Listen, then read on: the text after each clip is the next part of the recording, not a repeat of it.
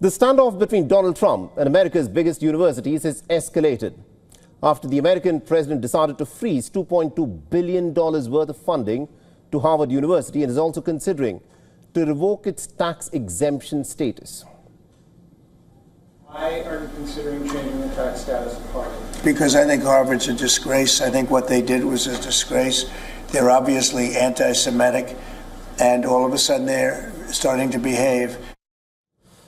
But Trump's move has triggered a fresh wave of nationwide protests in support of Harvard and other universities likely to face action as well. We want them back! We want them back! When higher education is under attack, what do? Stand up, fight back! When our universities are under attack, what do? Stand up, fight back! He's trying to destroy everything good about this country. He's trying to tear down everything that our history and the best aspects of our political system have left us with. He's trying to destroy the legacy of America. He doesn't understand it. He doesn't understand America. The students, teachers, lawyers and citizens in fact took to the streets in several states protesting against Donald Trump's education cuts. And more recently, the action taken against top universities accusing the administration for cracking down on academic freedom and constitutional rights.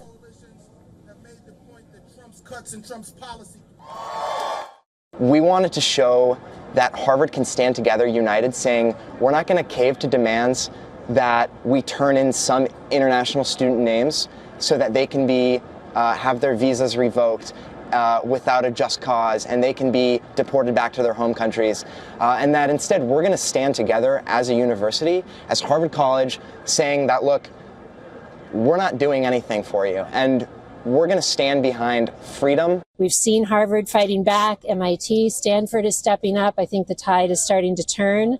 And we're seeing positive signs that people aren't going to accept this attack on higher ed. If there's one thing that we are all committed to, it is the safety of our students, and that we will not allow them to be picked off. We will not let them be threatened for exercising their First Amendment rights. And we certainly won't sit by while there's political litmus tests applied to them that potentially puts them in real harm's way. I'm part of the America that has always fought back and always pushed forward and always said we will not let this happen while we're on our watch. And I want to thank all the leaders of the institutions of higher learning coming forward and say, you will not erase history. Now, the standoff began when the White House issued a list of orders to Harvard that came as a follow-up to the administration's criticism of how the universities across the United States have handled the pro-Palestinian student protest movement last year. And not just Harvard, the government's anti-Semitic task force has also identified at least about 60 American top universities for review.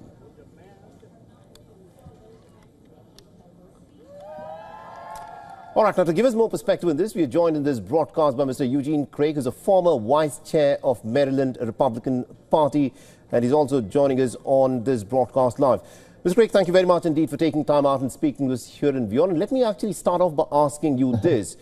Donald Trump is in fact taking on the case, the issue of automatic birthright citizenship, and he wants to fight it out in the Supreme Court, and he claimed that it is going to be an easy win.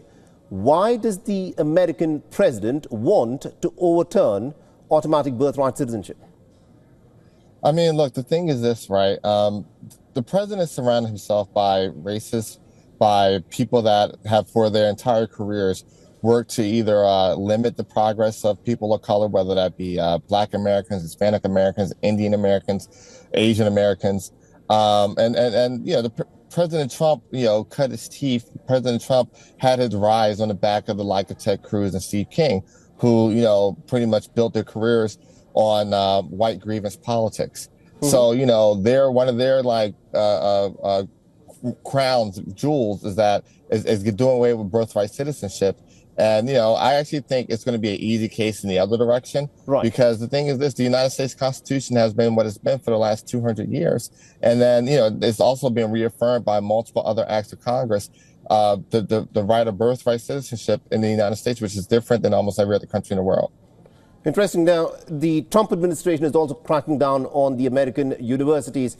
Trump, in fact, is singling out the Harvard University after cutting down funding.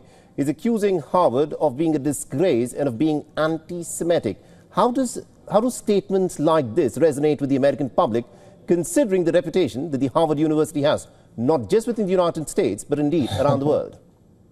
I mean, look, the thing is, none of these universities are anti-Semitic. If that was the case, they wouldn't have the broad, Semitic, broad Semitic support that they have, whether that's Jewish or Muslim or Arab, because this word Semitic is actually pretty broad than how it's typically applied. The thing is this, right?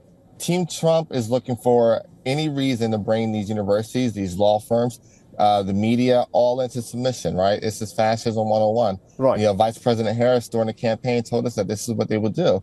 And so what is he doing? He's going after law firms and saying, hey, well, if you play by my rules, I'll leave you alone. He's going after the university and saying, hey, well, if you play by my rules, I'll leave you alone. And his rules aren't necessarily the law.